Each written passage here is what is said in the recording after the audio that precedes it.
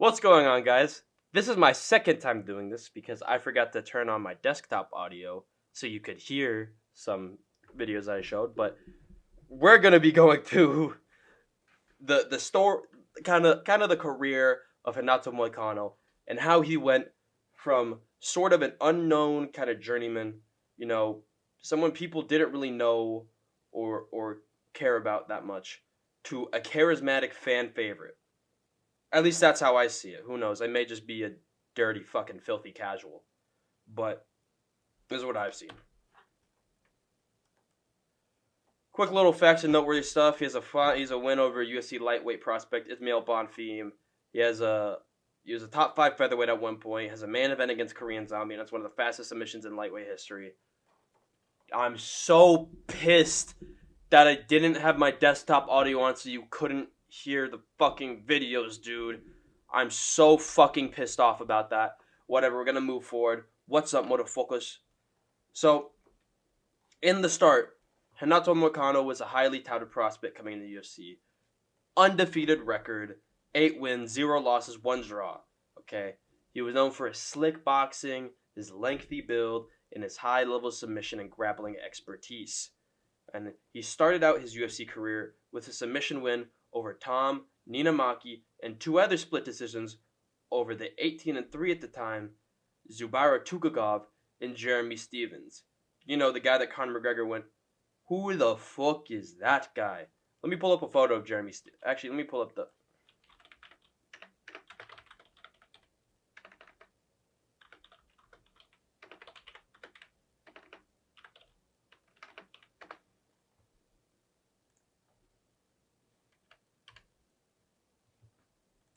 This motherfucker right here. That's Jeremy Stephens.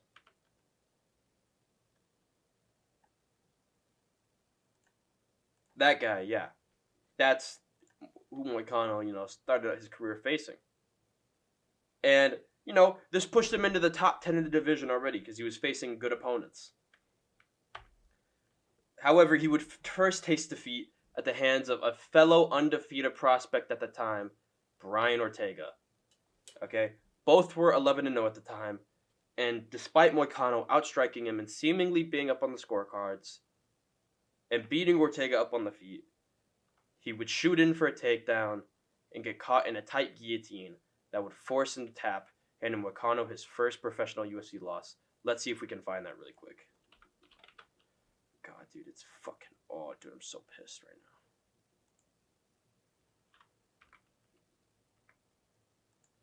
So what we can see here, Moicano has attempted more and landed more. He's landing at a higher percentage, outlanding Ortega. Oh, wait. Yeah, desktop audio. Let's not forget that this time. And let's turn this down just a little bit so I don't blow your eardrums out. He is, because he doesn't care if you shoot. But we've hit the halfway point, and it's Moicano looking to take Ortega down, but look at this, right into a guillotine. That's why he wants you to shoot. Not good. That's it. And he would get tapped out. He would, however, bounce back with back-to-back wins over current top 10 featherweight Calvin Kattar and UFC legend Cub Swanson. However, he would face another big setback following his KO losses to Jose Aldo and Korean Zombie. After this, Moicano would make the move to lightweight. But unlike other ranked fighters, who when they move up or down a weight class, they'll get another ranked opponent, staying relevant, Moicano didn't really get that privilege. Being someone who faced literally legends, top 10 opponents, fucking incredible fighters. His first lightweight bout wouldn't be against someone of that caliber, but it would be against Damir Hadzovic. I got a quick question for y'all. Who the fuck has seen a Damir Hadzovic fight? Unironically. No one? That's about what I thought.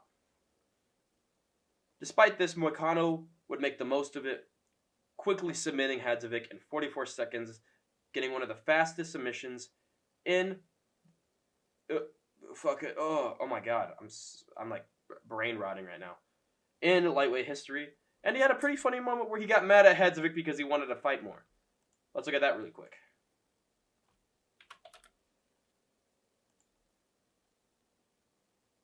Oh, wow, and it's under the chin now. It's under the neck. The hands are There's the tap. There is the tap. Renato Moicano gets it done by submission inside a minute. And what do we have? A little bit of trash talk here afterwards. A little bit of argy-bargy. Let me talk to him. Let me talk to him. Hey, brother. I don't have nothing against you. I don't have nothing against you. Calma. I'm sorry. Okay, I forgive you. No, I forgive you Because you went and you comment over me. because I want to fight more. Okay, yeah. Then you shouldn't have submitted me. He had that funny moment, which gained him, a little bit of popularity. Because it was a funny, interaction. But, it wasn't really a watched fight against a known opponent who would have, gotten him the notoriety. In his second bout, he would face another up-and-coming lightweight. Hadzovic wasn't up-and-coming. He's fucking old. He would face an up-and-coming lightweight prospect and future top 10 and current top 10 lightweight, Rafael Fiziev. Late in the first round, Fiziev would drop Moicano with a big combination, but despite clearly being conscious and capable of fighting back, or seeming capable of fighting back, the ref would make a premature call, to which Moicano would immediately protest. But this would hand Moicano another KO loss and his first loss at lightweight. Oh, wait, sorry. Let's watch that real quick as well.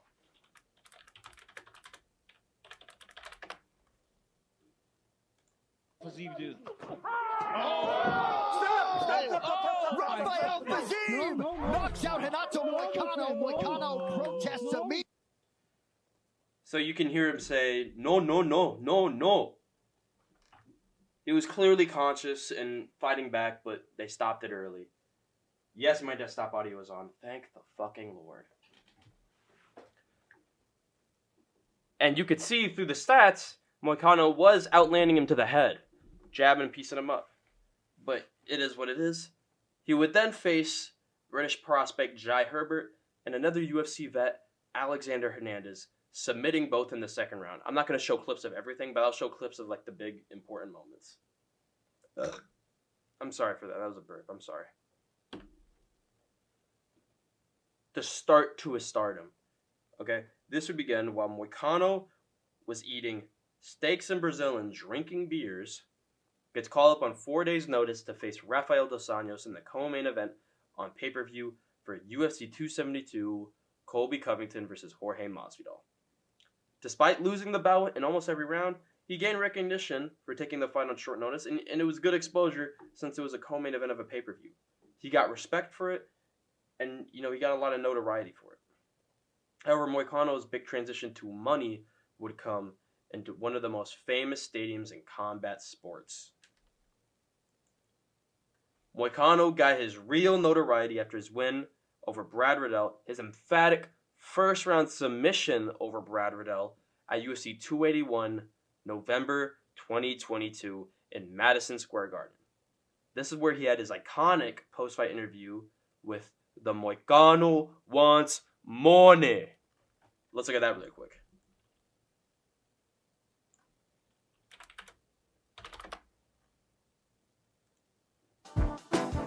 Oh, I have a notification.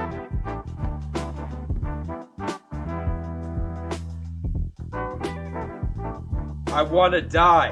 I want to die. This is awful. Fuck off. Ladies and gentlemen, referee Dan Mergley. What's up, Biggie Apple? This man's the guy. Hey, where we are? I thought we were in New York. New York. Awesome. Now let's go to the Money Moicano part.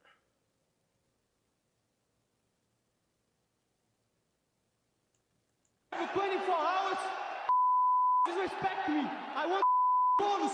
Moicano wants money.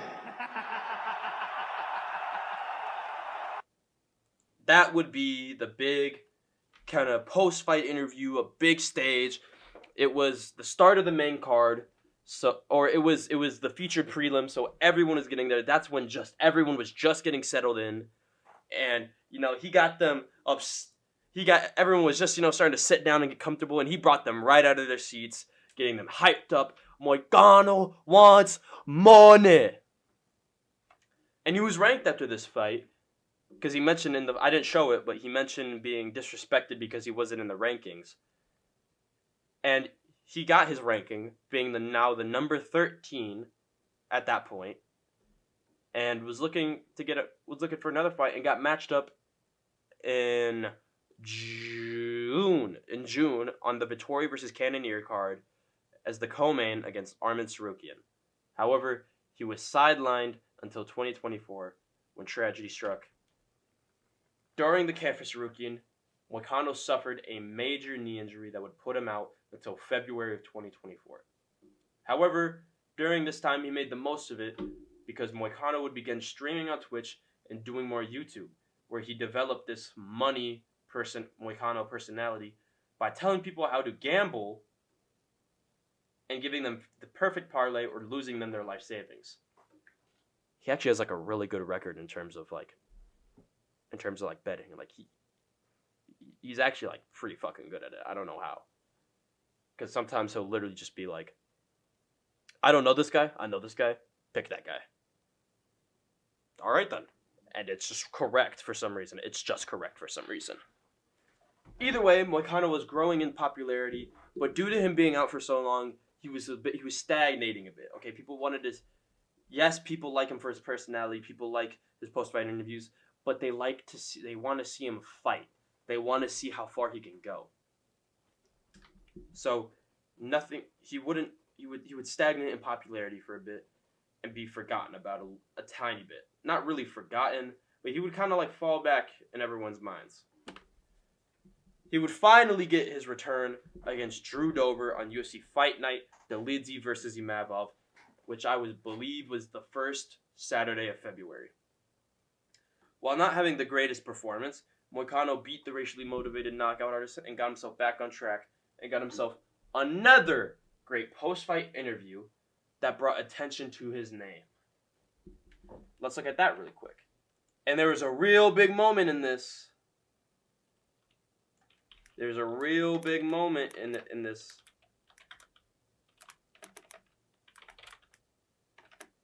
Hold on. Fucking Christ, I can't spell. So you think you know Wix, but do you really? Oh my God, I hate ads. You've got shit. Ladies and gentlemen, I'm here with Money Moicano. You here again? I love you. Moicano. And he had the plan botando o menino pra jogo. Eu vou ter que get my wife pregnant another time. Because if my father, 62 years old, can populate the world, I can too.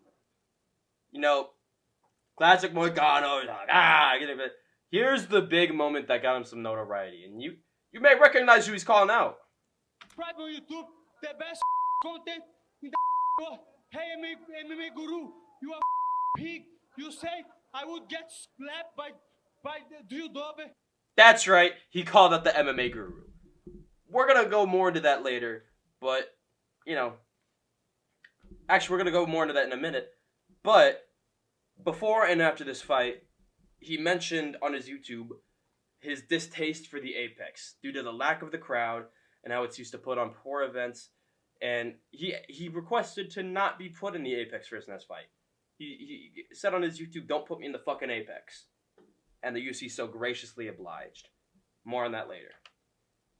For YouTube, Moicano would gain a massive boost in popularity after calling out the MMA Guru.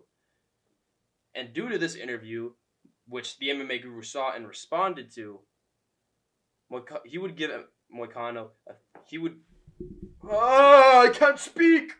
Sorry. I'm reading this, but I'm retarded, so it's doesn't work. He would give Moicano a 30-minute interview where they would talk and eventually become cordial with one another. The interview gained Moicano massive popularity among the fans and gave him a little extra push that he needed and deserved in terms of popularity.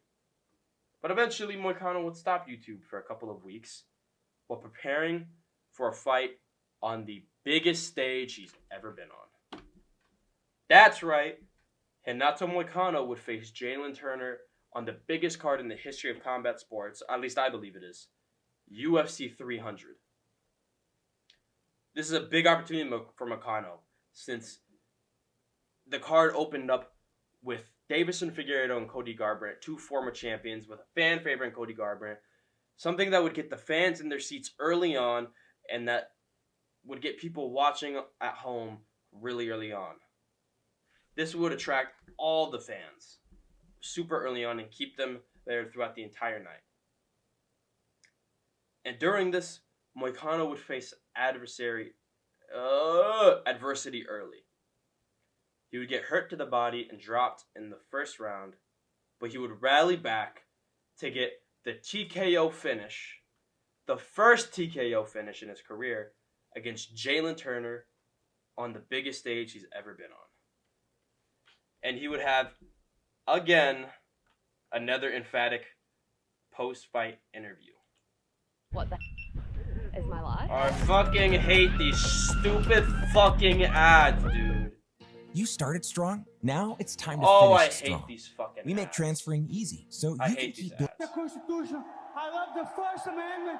I want to carry and all us. I'm gonna like this. Property. And let me tell you something. If you care about your country, read Ludwig von Mises and the 6 lessons of the Austrian Economic School. Yeah, he did that. You mentioned the Austrian Economics School Board or something like that. I don't know. I'm not smart. He would get mentioned by Ben Shapiro. So I guess him and Ben Shapiro are cool. That's funny. Do we get to see a Ben Shapiro, Tom McDonald, Renato Moicano rap song? I hope not. I don't want Moicano to associate with Tom McDonald. But now, Moicano is the number 10 ranked lightweight, with many opportunities ahead of him. There's a lot that he can do moving forward. And though he will have to take his time off because, yes, he got dropped bad against Turner. Moicano, if you see this, Turner dropped you bad. He put you on your ass. Please take time to recover. He is at the peak of his popularity and fame. And before the Turner fight even got booked, he started, or I don't think it was before it was booked, but I think before the Turner fight, he began a podcast that gained quite a lot of traction, featuring stars such as Gilbert Burns and John Anik's brother, Jason Anik. Since then, Moicano has been calling out his haters, and he's been making even more of a name for himself, mentioning the likes of Dan Hooker and Paddy Pimblett. Yeah, that's all. That's like a kind of like simplified summary of Moicano's career and rise to stardom so far.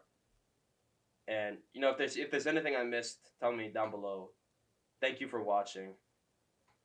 I love you all. Peace out, motherfuckers.